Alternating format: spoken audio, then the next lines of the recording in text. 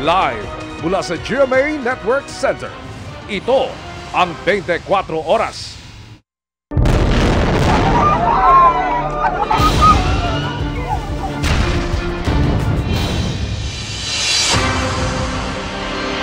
Magandang gabi po, Luzon, Visayas at Mindanao. Matinding trauma at paghihirap daw ang dinanas ng ilan sa mga kababayan natin bago sila nakaalis sa karahasan sa Gaza. Doble kalbaryo ang ilan sa kanila na buntis o di kaya'y merong menor de edad na anak. Sa gitna niya ng ating embahada, umaasa na makakalabas na rin ang susunod na batch ng mga Pinoy sa Gaza kasama ang kanilang mga asawang Palestino. Para po sa detalye niya, nakatutok live mula sa Cairo, Egypt, si Rafi Tima. Rafi! Mel, Vicky, Emil, naghahanda na para sa kanilang flight pabalik dyan sa Pilipinas yung mga Pinoy na lumikas kahapon mula sa Gaza. Marami sa kanila ay matagal lang nakatira sa Gaza at bihirang makauwi dyan sa Pilipinas. Sa kanilang biyahe kahapon patungo rito sa Cairo, ikinuwento nga nila sa akin ang hirap na kanilang naranasan at kalbaryong pinagdaanan. Sina Dolores at kanyang 8 anak ang isa sa mga unang nagtungo sa Rafah border sa unang linggo pa lang ng sagupaan sa pagitan ng Israeli Defense Force at Hamas. Grabing bombahan ang bahay namin, laging yumayanig sa sobrang bombahan. Kaya nung nabalitaan nyo pwede na umalis, lumapit na po kayo sa border? Opo. Nang hindi tumatuloy, nakitira na lang daw sila sa mga hindi kakilala sa Rafah. Lumikas din sila patungong Pilipinas noong 2009 matapos sumiklab ang giyera. Pero mas matindi raw ang trauma ngayon kahit nakalabas na sila ng Gaza. Ando pa rin yung para kaming nagugulat or takot. Siguro hindi mawala yan sa amin. Kasi dati ng warden noon, ganun din kami matagal mawala sa amin yung mga trauma na yan. Matagal. Hirap. Si Zara hindi niya tunay na pangalan, kasama naman ang 7 anak sa paglikas. Siya ang Pilipinang nasugatan nang tamaan ng missile ang kanilang bahay. Bagamat minor lang ang kanyang sugat, nagkaroon na ito ng impeksyon at kailangang ipagamot. Kung ako tatanong, hindi ako babalik sa naranasan ko na sobrang walang tubig, walang makain. Minsan may time na isang beses na kami kumakain sa tanghalian lang, walang tsaa lang, yun lang. Masaya na kami pag may keso. Ang 9 na buwang buntis na si Sarah, kinailangang iwan ng asawa sa Gaza. Pero may iwan din siya ngayon sa Egypt kasama ang ina dahil hindi siya pinayagan ng doktor na bumiyahe sa eroplano. Gayunman, masaya pa rin daw siya na nakalabas sila ng buhay sa Gaza. Each morning we woke up to the news of losing one of our friends or whole family, and some of our close relatives who refused to leave. And we're happy to stay, we're still alive. I lost my home, we lost everything, but we're still alive, which is a blessing, alhamdulillah. Ang nag-iisang OFW sa Gaza na si Minerva, naiiyak na iwan ng kanyang among maedad. 5 giyera na raw ang kanyang naranasan sa 23 taon niyang pananatili sa Gaza. 23 years, sir. 23 years and 2 months. So never pa akong umuwi. So ito siguro pag nakita nila ako, naiyak sila. Kaya salamat sa Panginoon talaga. Ilang oras pa lang mula nang dumating sa Cairo, agad dumating ang asawa ng kanyang amo na nakabase sa Egypt. Mahigpit na yakap ang bati sa isa't isa. Nagpapasalamat na ligtas sila pareho sa giyera. I told you she is my best friend, not work by me, no. So it's okay for you if she goes home? No, it's not okay for me. I am angry and upset. If you ask me, I am upset and angry. But she missed her country. She missed her kids. I know that. Inshallah. Bagamat hindi natuloy ang pangalawang batch ng mga Pinoy na makalabas kahapon, patuloy umanong umaasa ang Philippine Embassy na makakalabas sila sa lalong madaling panahon kasama ang kanilang mga asawang Palestino. With the help of our embassy in Amman, Jordan, we're trying to contact all those on the list to make sure that they're able to get the information and to be able to reach the border and take advantage of this opportunity. Doble kayod daw ngayon ang embahada sa Jordan, lalo pa tumitindi ang bakbakan sa Gaza. Araw-araw simula umaga hanggang hating gabi, patuloy ang airstrikes ng Israel. Maging ang aid convoy ng International Committee of the Red Cross o ICRC hindi nakaligtas sa pambobomba. Tinamaan daw ang isa sa kanilang mga truck at nasugatan ng kanilang driver. Panawagan nila magpatupad ng tigil putukan para mga tulad nilang aid agency matulungan ang mga sibilyan na lubhan ng apektado sa krisis. Sa huling tala, mahigit 1,000 Israeli at mahigit 10,000 Palestino na ang namamatay sa pagpapatuloy ng giyera.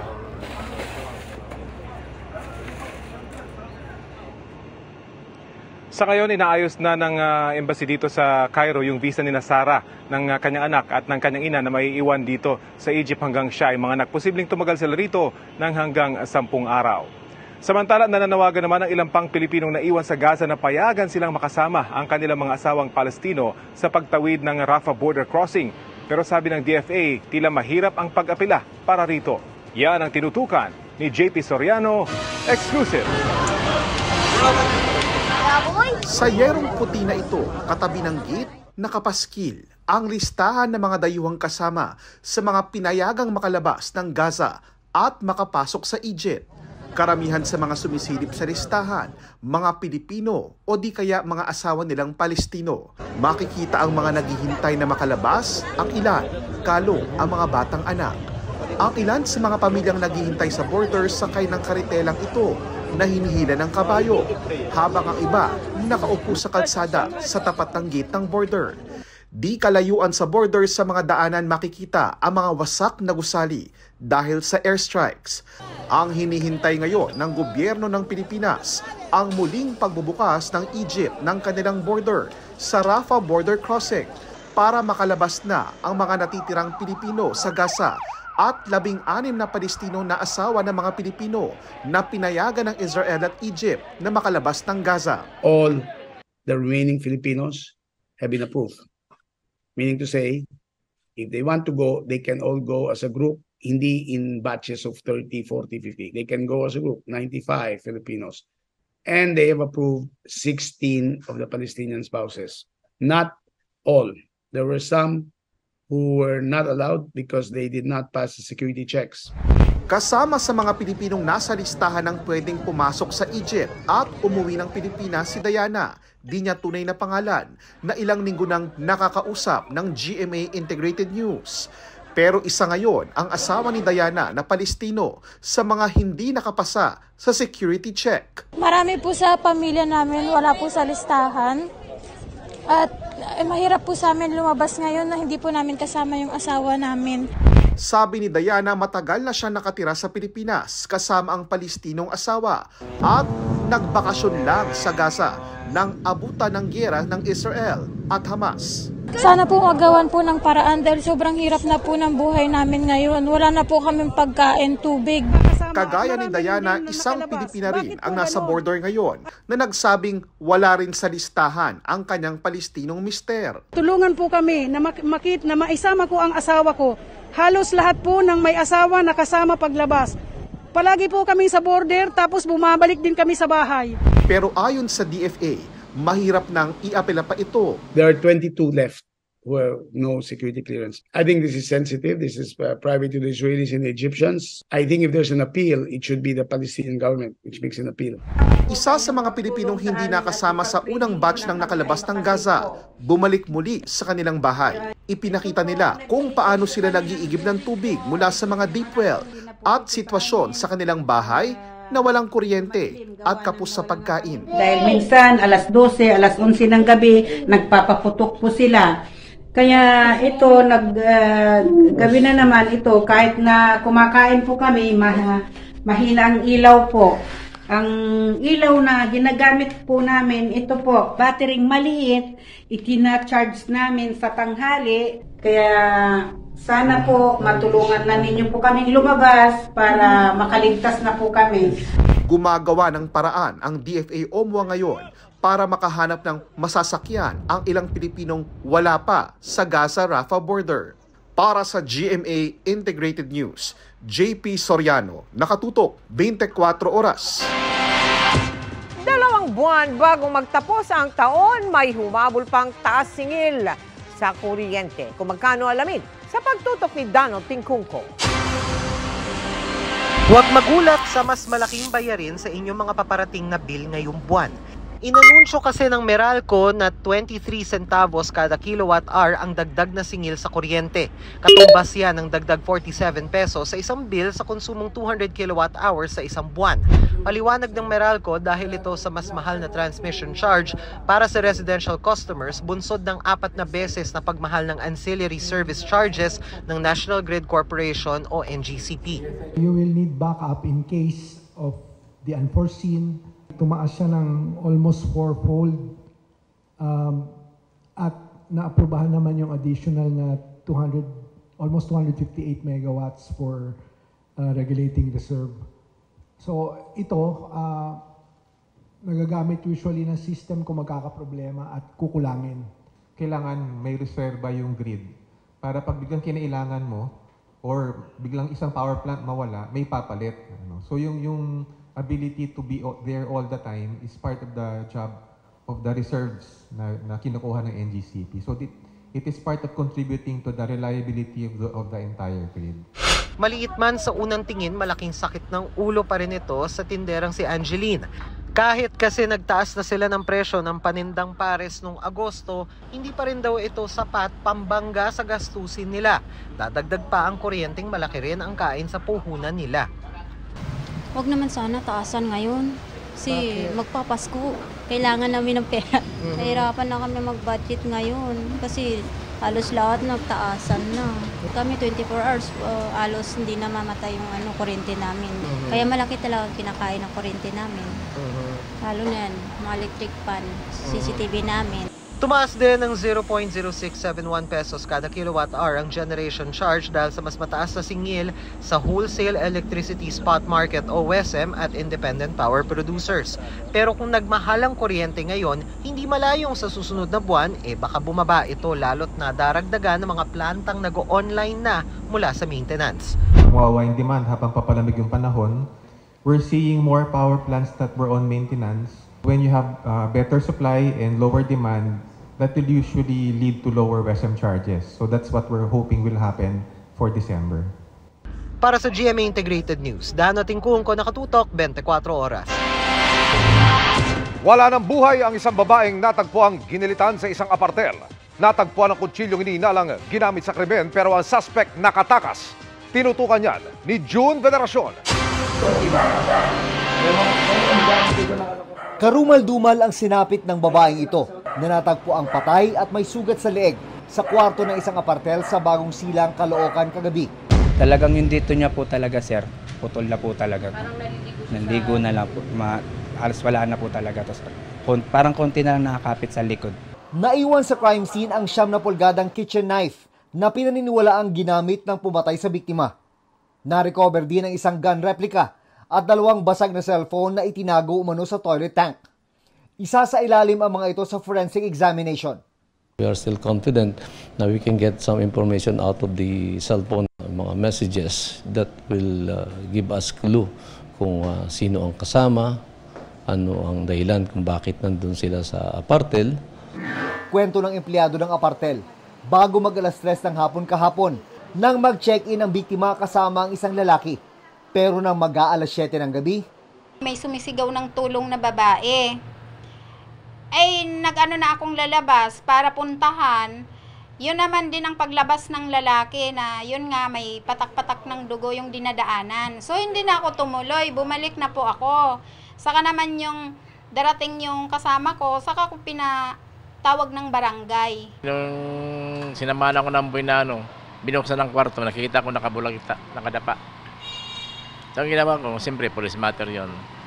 Inunta ko yung station 13 ng yung East Bagong Silang Station 13, substation. Nag-iimbestiga na ang PNP para matukoy ang suspect at malaman ang motibo sa krimen. Ang ating kapulisan sa Caloocan City Police ay nagsasagawa ng backtracking sa mga CCTVs around the area. Batay sa mga nakuhang ID mula sa bag ng biktima, kinilala siya ng Caloocan Police na si Sarah Jane Fajardo na ang nakadeklarang address ay sa Pinagbuhatan, Pasig. Nasa morgue pa rin ang katawan ng biktima. Nakatakdang isailalim ito sa autopsy. Sabi ng mga empleyado ng punerarya, hanggang ngayon ay wala pa rin pumupunta rito o kumukontak sa kanila na mga kamag-anak ng biktima. Nakikipag-ugnayan na raw ang PNP sa pamilya ng biktima. Para sa GMA Integrated News, June Veneracion, Nakatutok, 24 Oras. Nasa mahigit 7 bilyong pisong halaga ng bigas ang nasasayang kada taon, ayon po yan sa isang pag-aaral. Kaya panawagan ng gobyerno maging responsable. At nakatutok si Mariz Umali. Ganito raw karami ang kaning natitira ng mga customer at itinatapon na lang sa basurahan araw-araw sa karinderyang ito. Nangihinayang din. Bakit? Kasi marami rin naman ang nagugutom na mga bata or salansangan na yung kinakakain ng maayos. Pero kahit si Christy na nanghihinayang na sa di nauubos na kanin sa kanilang karinderya, aminadong pati siya hindi maiwasang magtira. Minsan kasi yung parang gutom na gutom ka pero pag nabibigla na yung tiyan mo sa pagkain, hindi mo na rin nauubos. Hindi maiwasan talaga na di maubos. Ayon sa Philippine Rice Research Institute, 2 kutsara ng kanin ang nasasayang ng kada tao araw-araw. Katumbas daw ito ng 7.2 billion pesos na kaya na sanang magpakain sa aabot sa 2.5 na milyong Pilipino kada taon. Marami kasi yung sabi nga natin takaw mata. So we are actually, the campaign says, get only what you need. And in what we have done in the past was to encourage a half cup serving as default. Meron na po tayong 46 na ordinances ng half cup. Meron din po tayong proposed Senate bill before by President BBM, nung senator pa siya, na half cup of rice. Hindi lang siya naipasa as batas kasi natabunan siya. Pero ayun, we'll try to revive that and to have another Senate bill. Ganito nga ang ginagawa ngayon ni Tatay Benny at Chester. Ang ginagawa ko, order lang ako ng half rice. Pag nabitin, order ulit ako ng half rice. Hindi ko masyadong naaksayang kanin. Health reasons na rin para kasi diabetic family. So binawasan ko na since nag-age na rin ako. So mas maganda na rin kung ano yung konti na lang yung rice ko na kinakain. Ngayong Nobyembre, ipinagdiriwang ng bansa ang National Rice Awareness Month, alinsunod sa Presidential Proclamation 524 para makamit ang rice self-sufficiency at matugunan ang kahirapan at malnutrisyon. Kaya hinihimok ang lahat na maging responsible o huwag magsayang ng kanin at tangkilikin lang din ang kaning sariling atin. Para sa GMA Integrated News, Mariz Umali, Nakatutok, 24 Oras. Ayaw na raw ni Vice President Sara Duterte na ibalik ang tinapyas na confidential and intelligence funds mula po sa budget ng Office of the Vice President at Department of Education. Ang dahilan niyan, tinutukan ni Mav Gonzalez. Sa hinaba-haba ng pagtatalo sa Kamara at Senado kung dapat bigyan ng confidential funds ang Office of the Vice President, sa huli, hindi na raw hihingi nito si Vice President Sara Duterte para sa 2024. Yan ang inanunsyo ni Senate Finance Committee Chairman Sonny Angara sa deliberasyon ng budget sa Senado kanina. We're in receipt of a statement from the Vice President. They will no longer pursue the CIF or CF. And the reason why is because it is seen to be divisive, and as the Vice President, she swore an oath to keep the country peaceful and strong. I commend her, Mr. President, for now categorically stating to this House that it's not a deferral to our wisdom. She does not want it anymore, Mr. Nauna nang tinapyas ng Kamara ang 500 million peso confidential funds ng OVP. Kung tutuusin, pwede pa ito ibalik sa Bicameral Conference Committee. Pero hindi na raw ito mangyayari. Ayaw na ni VP. Nakausap namin siya, ayaw niyang ibalik din yung confi funds. So, it's buti na academic. Sa plenaryo, tinanong din ni Senador Risa Hontiveros ang 125 million pesos na inilipat mula sa contingent fund ng Office of the President papunta sa confidential funds ng OVP noong 2022. Ino-audit pa raw ito sa ngayon. Pero paliwanag ni Angara, ginastos ito para sa maayos na implementasyon ng iba't ibang programa ng OVP sa buong bansa. Yung 125 million ginastos sa 11 araw o on average mga 11.3 million a day, ay ginamit lahat yan para lang ligtas na maimplementa ang mga libreng sakay o pagkahanda para magbukas ng satellite offices. Yung 11 days, yun po yung period of disbursement ng pera ho. But if you include the period for obligation, it was actually 19 days. And if we look at the services performed or the use of the funds, goes beyond actually the 11 or whether there's 11 days or 19 days. Sa huli, lusot na sa debate sa plenaryo ang budget ng OVP na 1.8 billion pesos. Pati ang Department of Education, hindi na rin daw hihingin ang original nilang 150 million pesos confidential funds. Samantala, lusot na rin sa interpelasyon ang panukalang 2024 budget ng Office of the President. Sa kabuuang 10.64 billion, 2.25 billion ang confidential fund habang 2.3 billion ang intelligence fund. Sabi ni Senate Minority Leader Coco Pimentel, wala siyang issue sa pagbibigay ng confidential funds sa OP. Pero problema aniya ang intelligence funds dahil sibilyang ahensya ang OP. The President himself and as well as his office are consumers of intelligence already gathered and organized by the intelligence practitioners under which are the agencies, some agencies under the Office of the President in the executive branch. So that is actually my question, Mr. President.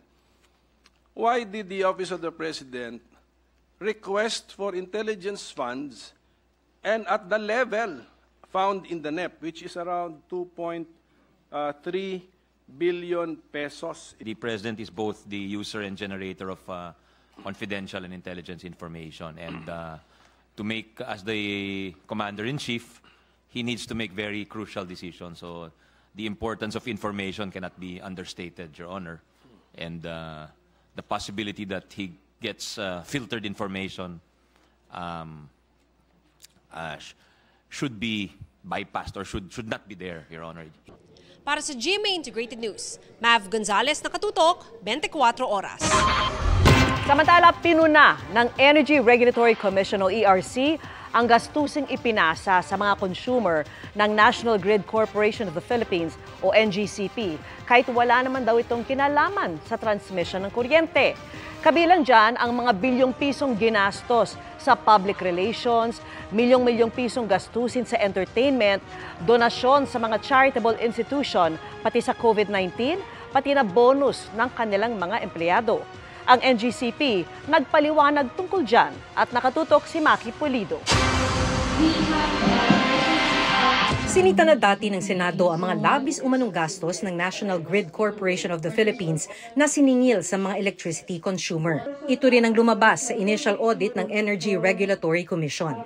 Mahigit 3.7 billion pesos na sobrang gastos yan mula 2016 to 2020 na ayaw payagan ng ERC. Kabilang dyan ang higit 1.4 billion na ginastos sa public relations, 800 million para sa entertainment, mahigit 33 million para sa charitable contributions at higit 940 million pesos para sa COVID-19 donations. Kailangan binabalik mo sa tao yung kinikita mo. Tama po yun, we agree. Pero hindi mo dapat kubrahin ulit yung binalik mo, di ba? Kasi paano mo binalik kung actually kinolekta mo din sa kanya yung pinang-donate mo ng COVID-19 or pinampatayo mo ng project. Sabi pa ng ERC, may 57 million pesos pa raw na wala man lang detalye kung saan ginastos. Hindi rin daw maintindihan ng ERC ang mahigit 130 million pesos na gastos para sa advertising. When you say kasi ads, advertising, hindi yan marketing.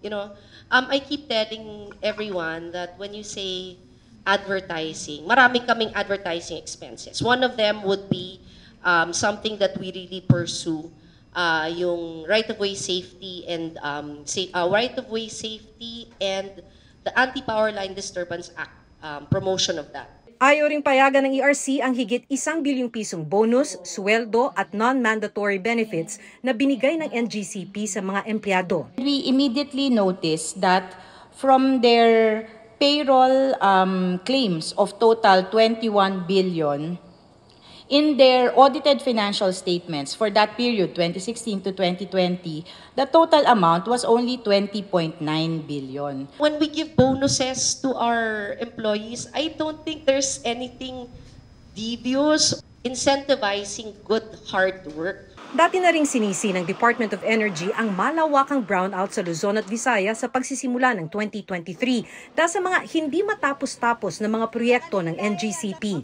Naiwasan daw sana kasi ito kung naihatid lang ang sobrang kuryente mula sa Mindanao. Halos 150 billion pesos ang gustong singilin ng NGCP sa mga electricity consumer sa mga proyekto nito mula 2016 to 2020. Sabi ng ERC, 81 billion pesos lang dapat dahil hindi pwedeng singilin ang mga proyektong di pa naman napapakinabangan. Sa kabuuan, mula 2016 to 2022, mahigit 387 billion pesos ang gustong allowable revenue ng NGCP, kasama ang kita nila pati bawi sa gastos. Ayaw ng ERC, dapat higit 183 billion lang.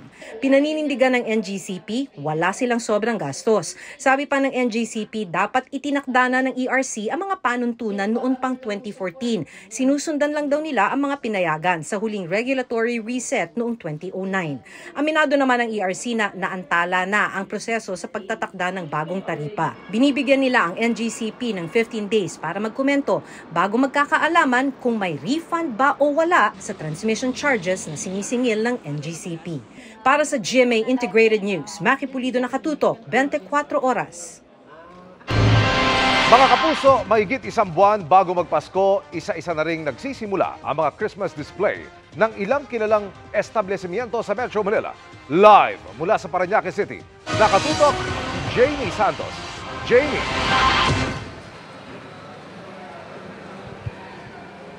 Emil, talaga namang iba ang sayang dala ng Kapaskuhan sa bawat isa at mas madarama pa raw ang magic ng Pasko kapag kasama mo ang iyong mahal sa buhay ngayong Christmas season. Nobyembre pa lang pero damang-dama na ang diwa ng Pasko dito sa isang hotel sa Parañaque. Sa lobby pa lang, bubungad na agad ang dalawang naglalakihang Christmas tree na hitik sa Christmas decor. Nangingibabaw ang mga kulay ng Pasko, ang mga kulay ng pula, berde, gold at silver. May enjoy daw ng mga bibisita ang ibang-ibang festive installation tulad ng small tree animation, Santa photo booth at ang kaakit-akit na carousel na makikita sa kanilang atrium. Ngayong araw, inilawan din ang Christmas tree na dekorasyong ilang-ilang sa isa pang hotel sa Maynila. Bukod sa ilang-ilang, may iba pa ring elemento ang dekorasyon na hango sa tradisyonal na Paskong Pilipino tulad ng parola. Emil, ang mga pagpapailaw na mga palamuting pang-Pasko ay ilan lamang sa nagpapakulay sa okasyon. Pero ang tunay na diwa ng Pasko, bukod sa kapanakan ng Kristo, ay ang pagpaparamdam sa ating mga mahal sa buhay ng paglalaan ng oras at pagmamahal ngayong Pasko. At yan ang latest mula rito sa Parañaque. Balik sa iyo, Emil. Maraming salamat, Jamie Santos. Bumilis kumpara sa nakalipas na mga buwan ang paglago ng ekonomiya ng Pilipinas sa ikatlong quarter ng 2023. Pero sabi ng NEDA, nananatiling hamon pa rin ang pagtaas ng presyo ng mga bilihin. Nakatutok si Bernadette Reyes. Year-on-year 5.9% GDP growth in the third quarter of 2023 is a marked improvement from the 4.3% growth in the second quarter. This performance makes our economy the fastest among the major emerging economies in Asia that have released their third quarter 2023 GDP growth. Ito ang good news ng National Economic and Development Authority kaugnay sa estado ng ekonomiya ng bansa sa buwan ng Hulyo hanggang Setyembre ngayong taon. Ang GDP ay ang kabuuang produkto at serbisyo na nalikha sa loob ng bansa. Mas mabilis ang paglago ng ekonomiya ng Pilipinas kumpara sa Vietnam, Indonesia, China at Malaysia. Pero kung ikukumpara sa parehas na panahon ng nakaraang taon, mas bumagal ito. Services na nakapagtala ng pinakamalaking paglago tulad ng accommodation and food service activities. Kung ambag naman sa ekonomiya ang pag-uusapan, kasama sa pinakamalaking kontribusyon ang wholesale and retail trade, repair of motor vehicles, financial and insurance activities at construction. Nakatulong rin daw ang mas malakas na paggastos ng pamahalaan para sa mga programa gaya ng infrastruktura at pagbibigay ng ayuda. Sa kabila nito, bumaba ang household consumption dahil sa mas mabilis na pagtaas ng presyo ng mga bilihin gaya ng pagkain. Ang magkapitbahay na sina Emily at Norlita halimbawa, iba't iba ang paraan para makatipid sa gitna ng tumataas na presyo ng mga bilihin. Bawas po talaga, wala ng luho. Kung kaya mamaluktot, mamaluktot. Hindi na po kailangang bumili ng damit. Hindi na kami kumakain sa labas. Dito na lang namin bibili sa dito na lang kami kakain sa bahay. Ayon sa NEDA, nananatiling hamon ang pagtaas ng presyo ng mga bilihin kahit na bumagal na ito. As we further beat inflation down, we would be able to significantly improve economic performance because the inflation is a major factor contributing to the slowdown of household consumption. Ayon sa NEDA, naitala sa 5.5% ang GDP growth mula Enero hanggang Setyembre ngayong taon. Pero kailangan pa raw lumago ang ekonomiya ng 7.2% sa fourth quarter para maabot ang GDP target na 6 to 7% ngayong taon. It's still doable, still within reach, but of course the challenges are there, particularly the continued external factors, the threats that come from these geopolitical tensions, and of course the domestic inflation that we are facing. Para sa GMA Integrated News, Bernadette Reyes, nakatutok 24 oras. Nakatakdang makipagpulong bukas kay Pangulong Bongbong Marcos si Timor-Leste President Jose Ramos Horta. Pero bago yan, bumisita muna siya sa Kapuso Network. At nakatutok si Mark Salazar. Journalist, freedom fighter, Nobel Peace Prize winner. Yan ang Pangulo ng Timor-Leste na si Dr. Jose Ramos Horta na bumisita sa GMA Network ngayong araw. Sinalubong siya tinanggap ng mga opisyal ng GMA sa pangunguna ni GMA Network Incorporated Chairman and CEO Attorney Felipe L. Gozon. We deeply admire your strong commitment not just to democracy but also to journalism. In GMA, we believe that the media are holders of public trust, which is so delicate and crucial for democracy and freedom to flourish in the country. 1996 nang igawad kay Ramos Horta at kay Bishop Carlos Bello ang Nobel Peace Prize dahil sa kanilang pagsisikap upang mapayapang kumalas ang Nooy East Timor mula sa Indonesia. There is so much to learn from your experience in working for a just and peaceful solution to the conflict in East Timor. Pinasalamatan ni President Ramos Horta ang pagkilalang ibinigay sa kanya ng GMA. Binigyan din naman niya ang pagkakapareho ng Timor-Leste at Pilipinas, parehong katolikong bansa, parehong sinakop, lumaban at lumaya. I have the greatest respect for Filipinos. Sometimes I joke with American and Chinese friends. They fight each other all the time. Who is going to rule the world? I said, well, while you people are fighting, one day we all wake up and the Filipinos are the one ruling the world. Filipinos are everywhere. Naroon din sa pulong sina GMA EVP and Chief Financial Officer Felipe Yalong, Senior Vice President Annette Gozon Valdez, SVP and Head of GMA Integrated News, Regional TV and Synergy, Oliver Victor Amoroso, SVP and Head of Entertainment Group, Lilibeth Razonable, at VP and Head of Corporate Affairs and Communications, Angel Javier Cruz. Tutulong naman daw ang GMA Network sa pagpapakalat ng tamang impormasyon tungkol sa Timor-Leste at sa kampanya nitong ipakilala ang pinakabatang demokrasya sa Asia. In GMA, we have a tagline called Serbisyong Totoo or Genuine Service. This means you can count on us to provide information the public needs to know without spins, without bias.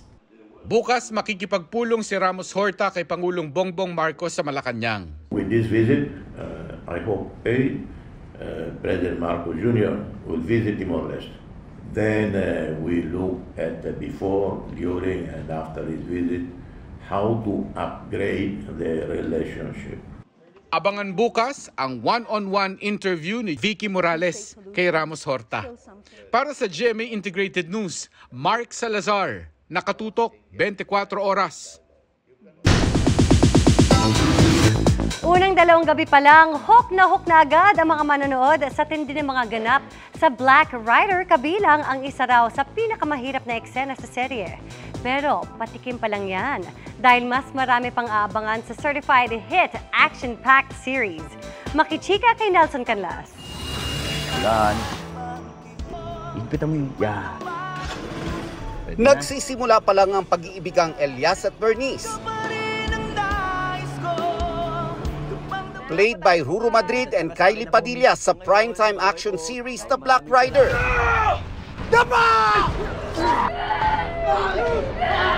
Na maalam agad si Bernice matapos ang brutal na pagpatay sa kanya. Ang mabigat at maaksyong eksenang yan, umani ng papuri sa netizens. Thankful si Ruru dahil marami ang nakapansin sa itinuturing nilang isa sa pinakamahirap na eksena sa serye.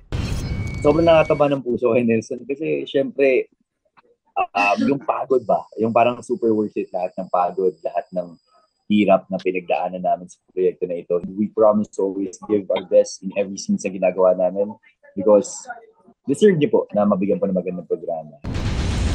Dahil certified hit agad ang Black Rider, lalo raw na inspire ang cast. Very, very overwhelming to see all the positive response. No, almost every night nag-trending yung Black Rider. Nag-trending yung Black Rider, no? So magpapasalamat po tayo sa lahat ng mga kapuso po natin. Excited dahil wala pang mga action scenes, no? We don't kay Paeng Policarpio, so sana abangan ng mga tao. Dapat nag-iisip ka! Mas kaabang-abang pa ang mga susunod na eksena, lalo na pagdating ng malalaking karakter. Tayong sumabit dito. Malaga? Ha?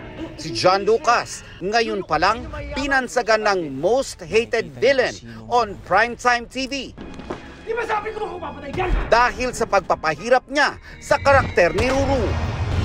Thankful na po ako sa lahat ng mga manonood po natin. Dahil nababasa ko naman lahat ng mga komento po nila. Kung nagagalit nga sila, ay mas natutuwa naman po ako. Dahil ibig sabihin nga ay nagiging epektibo po tayo sa palabas po. Aabangan din ang maaksyong pagganap ni Katrina Halili bilang isang assassin. At first, di ba sabi ko, natatakot ako kasi si John Lucas, syempre lalaki siya, tapos si Ruru, tapos makakalaban ko silang dalawa. Sabi ko, kaya ko ba? Nakakatakot naman. Ikaw ba ay leading lady or villain? Kailangan abangan nila. Ayoko spill the beans. Nelson Canlas, updated sa showbiz happenings. And that's my chika this Thursday night. Ako po si Iya Arellano. Miss Mel, Miss Vicky, Emil. Salamat sa iyo, Iya. At yan ang mga balita ngayong Webes. Ako po si Mel Tiangco. Hoy mga kapuso, 46 days na lang ha. Pasko na. Ako naman po si Vicky Morales para sa mas malaking misyon. Para sa mas malawak na paglilingkod sa bayan, ako po si Emil Sumangil. Mula sa GMA Integrated News, ang News Authority ng Pilipino. Nakatuto kami 24 oras. Mga kapuso, maging updated sa ulat panahon 24 oras. Mag-subscribe sa GMA Integrated News sa YouTube. Para sa mga kapuso naman natin abroad, bisitahin ang GMA Pinoy TV at www.gmanews.tv.